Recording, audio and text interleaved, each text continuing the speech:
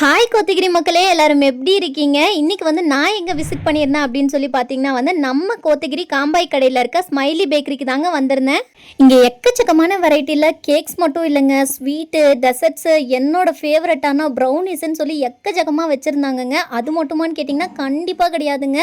இங்கே நம்மளோட நீலகிரி டீலேருந்து நம்மளோட ஃபேவரட்டான நீலகிரி சாக்லேட் வரைக்கும் எல்லாமே கிடைக்குதுங்க.